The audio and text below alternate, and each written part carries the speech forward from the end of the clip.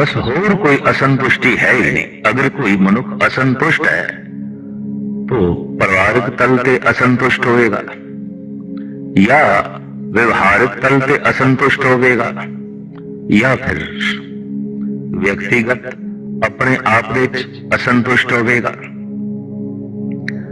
परिवारिक असंतुष्टि ये व्यापक है, क्योंकि मनुष्य ये सोचता है जैसे मेरे बच्चे होने चाहिए सन वैसे नहीं है, जैसे मेरे माँ बाप होने चाहिए सन वैसे नहीं है, जैसे मेरी पत्नी होनी चाहिए सी या पति होना चाहिए सी वैसे नहीं है। इस तरह का मनुष्य जो परिवारिक तल पे असंतुष्ट है हर वक्त अपनी बेचैनियां उलझिया रहेगा, हर वक्त परेशानी का बोझ ਉਹਦੇ दिल दिमाग के उपर होगा क्योंकि असंतुष्ट है। और ये परिवारिक असंतुष्टि कलेश का बायस बनती है। गृह कलेश ते घर का कलेश, घर का दुख कितना वड्डा है। गुरु अर्जन देव जी महाराज ने संस्कृति श्लोक विच इसका जिक्र किया। गिरंत गिर पतत पातालम जलंत दे दीप बैसांतरे बहंत अथा तोयं तोयंगं दुखंत ग्रह चिंता जन्मंत मरणं। कोई मनुष्य है बहुत उच्ची बुलंदियां तो गिर रहा होवे, हिमालय की चोटी तो गिरंत गिर पतत पाताल खड़ दे च गिर रहा होवे, पाताल दे च गिर रहा होवे, पहाड़ की चोटी तो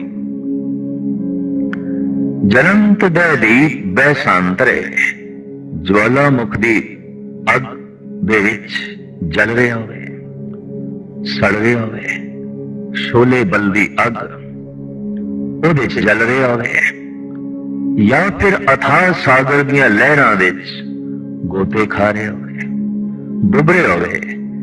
इतना वड्डा ये जो कष्ट है, दुख है, महाराज कहने दुखंत ग्रह चिंता जन्मंत मरण।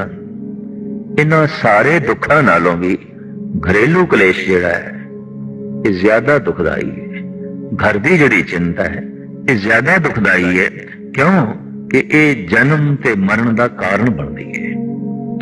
बार बार जमा की मार का यह कारण बनती है।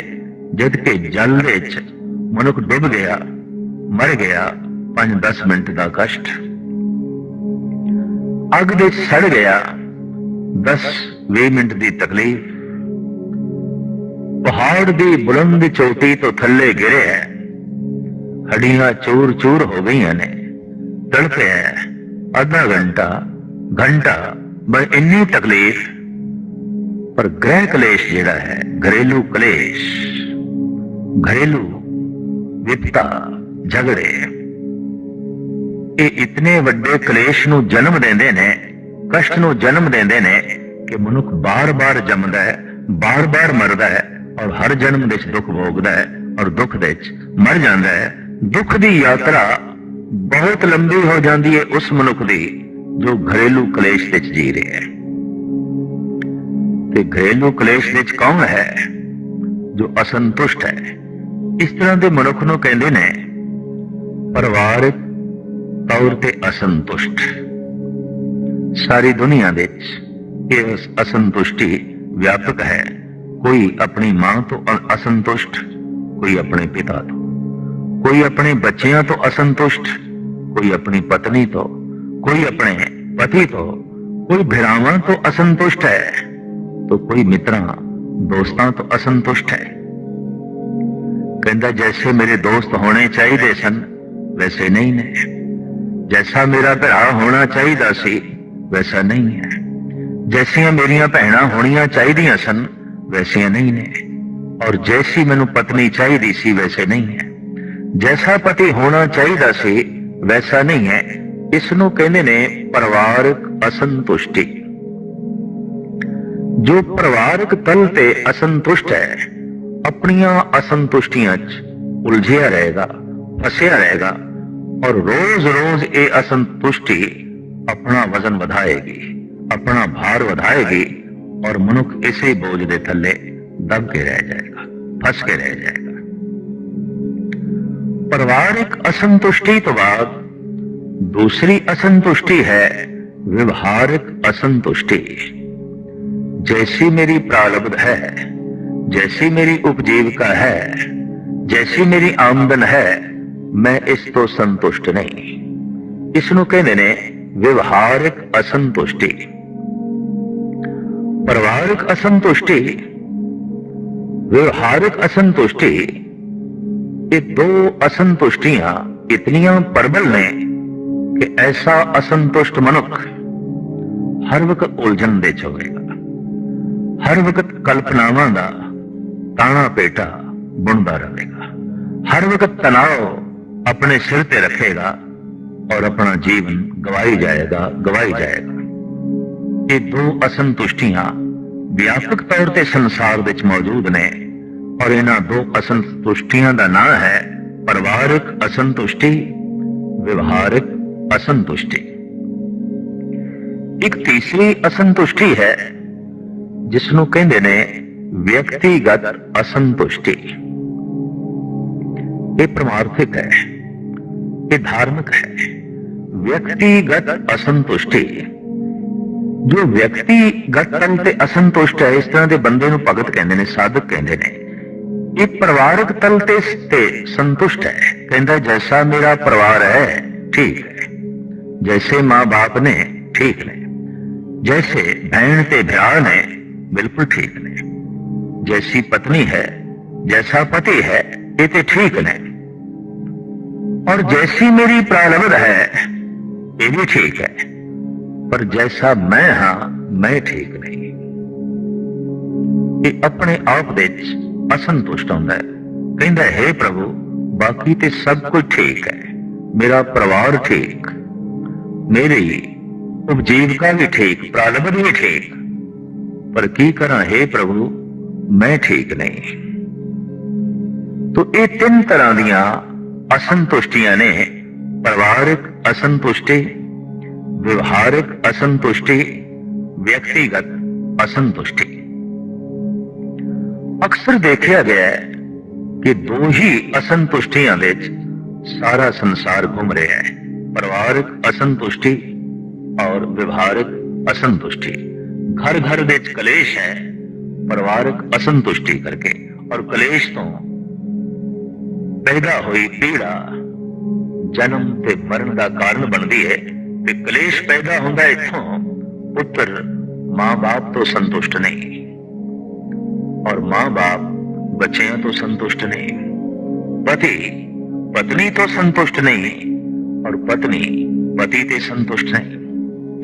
सारी दुनिया दियां अदालतां तलाक दे मुकदमियां नाल भरियां पईयां ने। कारण किधरे पति संतुष्ट नहीं है, किधरे पत्नी संतुष्ट नहीं है। असंतुष्टि कलेश नूं जन्म देती है। सारी दुनिया दियां अदालतां विच भरावां दे मुकदमे, भाई भाई दे मुकदमे, एक भरा दूसरे भरा ते संतुष्ट नहीं है। इसनूं कहंदे ने परिवारक असंतुष्टि, और इहदे नाल परिवार नरक बन जाता है। इस तरह के बंदे नूं होर दोजख दे जाण दी लोड़ नहीं, उसका परिवार ही दोजख है।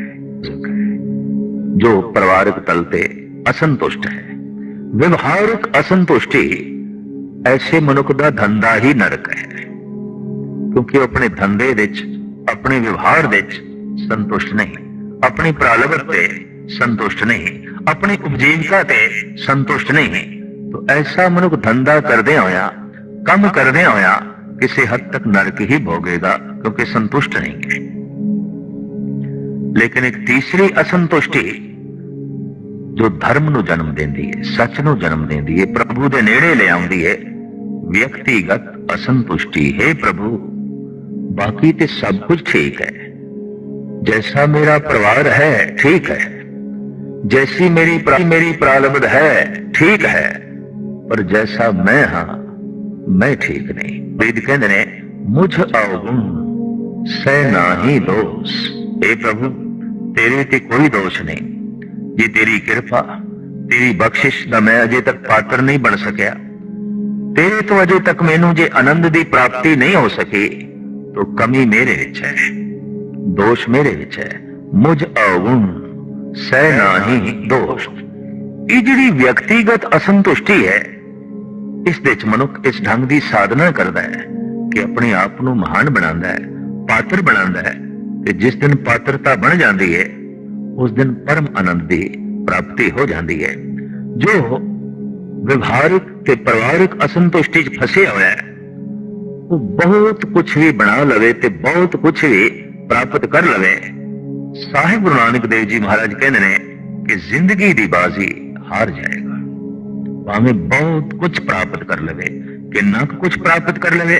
महाराज कहते हैं तुरे पलाने पाउन वे हर रंगी हरम सवारे। घर विच घोड़े ऐसे होवन, असवारी दे साधन ऐसे होवन कि हवा नाल गल करन, और घोड़ियां दे उपर काठियां पईयां होवन सोने दियां। हर तरह दे रस ते रंग दे नाल हरमां नूं सवार लिया जाए। मनुख अपने हरम दे विच मन भाव दे पदार्थां नूं रख लवे ते पवन नाल गल्लां करदे हुए घोड़े फिर उच्चियां उच्चियां माड़ियां कोठे ते मंडप, कोठे मंडप माड़ियां लाए बैठे कर पासारिया बहुत लंबा पसारा। बड़ियां बड़ियां हवेलियां, बड़ियां बड़ियां उच्चियां इमारतां। दरअसल जमीन दे उत्ते जद मकान उच्चा उठदा है, इहदे च मनुख अपनी उच्चाई समझ लैंदा है, मैं उच्चा उठ गया। यही कारण है कि मकान नूं उच्चा उठाना चाहता है। हुण मकान ही उच्चा नहीं उठिया, मैं भी उच्चा उठ गया। ये मेरा झंडा ही उच्चा नहीं होया, मेरा धर्म उच्चा हो गया है, मेरा व्यक्तिगत जीवन उच्चा हो गया है, मेरा समाज तल उच्चा हो गया है, मेरा देश उच्चा हो गया है।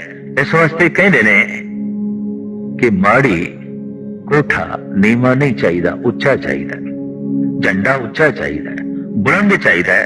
बुलंद झंडा बुलंदी दी निशानी जो है बन जाता है। तो साहिब कहते ने ये उच्चियां उच्चियां माड़ियां किसी हद तक हर व्यक्ति दे अपने अपने झंडे ने, जिसने जमीन दे उत्ते गाड़े हुए ने जगत नूं दसन लई कि ये मेरा झंडा है और इतना उच्चा है, इतना बुलंद है। महाराज कहते अगर इस तरह का भी किसी ने पसारा किया हुए, बड़े वड्डे वड्डे महल कोठे मंडप ते माड़ियां ते उन्हां दे च हर तरह का हार श्रृंगार मौजूद होवे, हर तरह का रस मौजूद होवे ते असवारियां लई घोड़े बूहे ते बने पए होन, अस्तबल दे च मौजूद होवन जो हवा नाल गल करदे होवन। फिर सतगुरु कहंदे चीज करन मन भावदे, जो मन चाहे खाण नूं, जो मन चाहे पहनण, जो मन चाहे देखण नूं, हर तरह का साजो समान वो मुहैया कर लवे, प्राप्त कर लवे। इधर मन दे च इच्छा पैदा हुई, इधर उसकी पूर्ति हो गई। मनुख दे प्राणों दे च इसकी बड़ी प्रबल प्यास है कि मेरी इच्छा तत्क्षण पूरी होनी चाहिए, उसकी देर नहीं लगनी चाहिए। एक कल्पना की गऊ भी मनुख ने बनाई है जिन्होंने कहते हैं कामधेन गऊ, जो तत्क्षण कामना की पूर्ति कर देती है। इधर कामना करो इधर पूरी हो गई। इस तरह कल्पना का एक वृक्ष भी बनाया है जिन्होंने कहते हैं कल्प वृक्ष। इधर कल्पना करो तो इधर इस दरख्त ने सारिया कल्पनावां की पूर्ति कर दी, सारी इच्छा की पूर्ति कर दी।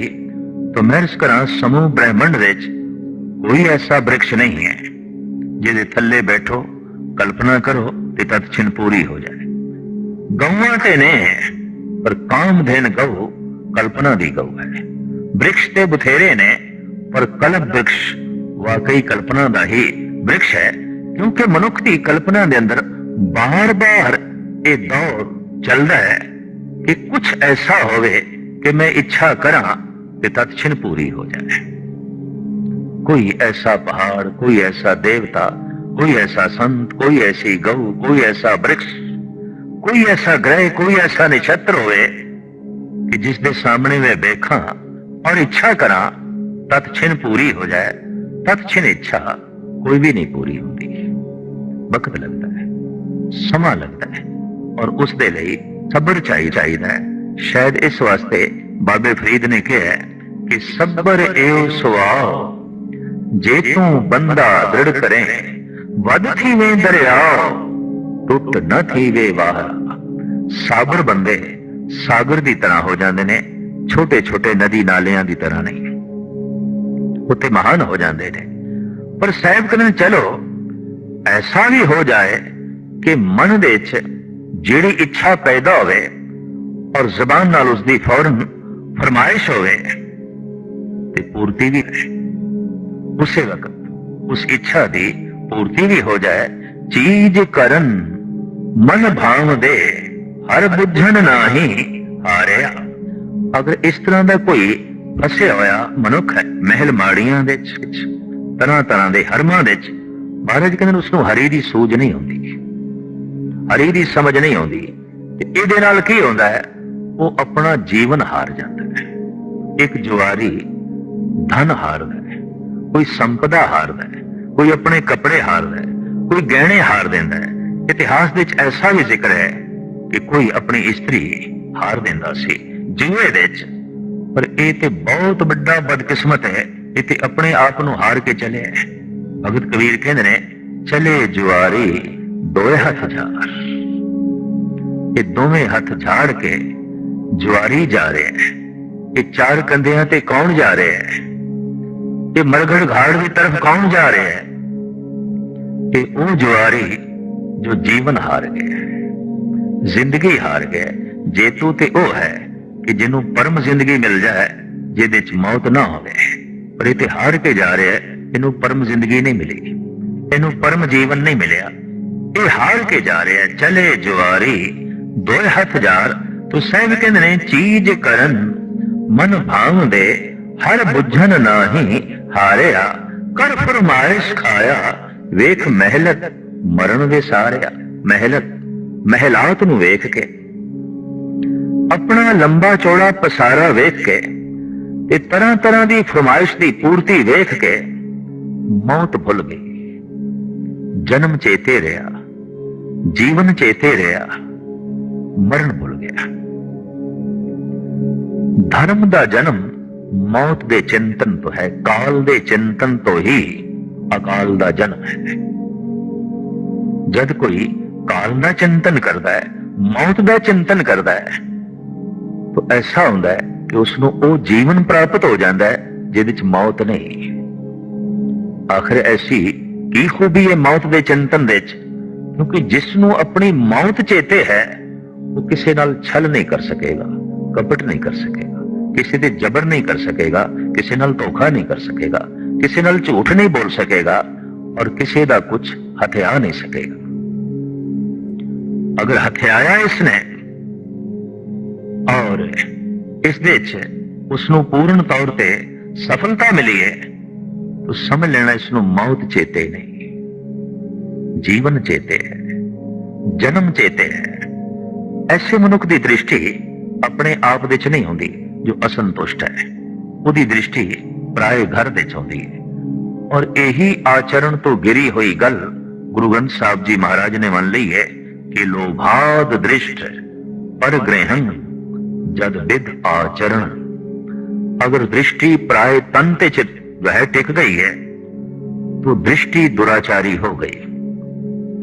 अगर दृष्टि प्राय धन ते टिक गई तो दृष्टि ते चोर हो गई।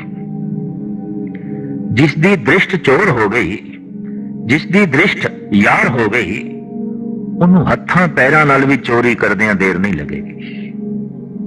उहदे हथ पैर जिस्म भी दुराचारी होंदियां कोई देर नहीं लाएगा, क्योंकि दृष्टि ते दुराचारी हो गई। इस वास्ते गुरु नानक देव जी महाराज कहते ने महान है ओ मनुख के दृष्ट बिकारी बंधन बांधे औंतां के बल जाई।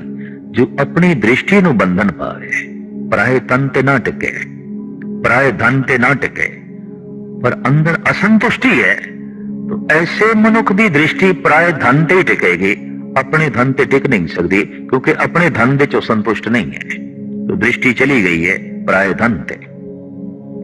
अपने परिवार, अपनी पत्नी ये संतुष्ट नहीं है, तो दृष्टि चली गई है पर नारी ते। तो दृष्टि ते दुराचारी हो गई, दृष्टि ते चोर हो गई। चारों पासे चोर दृष्टियां ही घूम रही ने, दुराचारी दृष्टियां ही घूम रही ने। जगत का वातावरण बहुत मैला, क्योंकि हाथ पैरों की इतनी लंबी पहुंच नहीं जितनी दृष्टि की पहुंच है। अखां बहुत दूर तक वेखदियां ने, हाथ इतनी दूर तक नहीं जा सकते, पैर इतनी छेती इतनी दूर तक नहीं जा सकते जितनी दूर तक और जितनी जल्दी दृष्टि चली जाती है। और दृष्टि दुराचारी होवे, दृष्टि चोर होवे, क्योंकि जिस दे अंदर असंतुष्टि है उसकी दृष्टि बार बार दूसरियां दे तन ते टिकेगी। जिस दे अंदर असंतुष्टि है उसकी दृष्टि बार बार दूजियां दे धन ते टिकेगी। और जे दूजियां दे धन ते टिकी है तो दूजे दा धन खतरे दे च है, दूजे दे तन ते टिकी है तो दूजे दी असमत खतरे दे च है। असंतुष्ट मनुखा करके संसार दे किसी दी असमत खतरे दे च है, किसी दी धन संपदा खतरे दे च है। इस वास्ते धर्म दा मूल गुण है संतुष्ट होना। साहब कहते ने महलात नूं वेख के मरना भुल ही गया, और दृष्टि चारों पासे संसार दे भटक रही है। एक दिन ऐसा होया कि जर आई, बुढ़ेपा आ गया, वृद्धावस्था आ गई, जोबन हारिया। जर आई, जोबन हारिया। जर बुढ़ेपा आया है, इन्हें जवानी नूं हरा दिता है। अक्सर असी ऐसा सुनते हैं ते देखते हैं कि जवानी बुढ़ेपे नूं हरा देती है। अगर एक बुढ़ा एक जवान तो लड़न तो स्पष्ट है जवान जीत जाएगा, बुढ़ा हार जाएगा। एक बुढ़ा होवे, एक जवान होवे, जवानी जीतेगी। एक बुढ़ा दौड़ लावे, एक जवान दौड़े, बुढ़ा रह जाएगा पीछे, जवान अगे निकल जाएगा। पर साहिब कहते ने बुढ़ेपा वास्तविक अपने आप विच इतना प्रबल है, जब किसी ते आउंदा है जवानी हार जाती है, जोबन हार जाता है।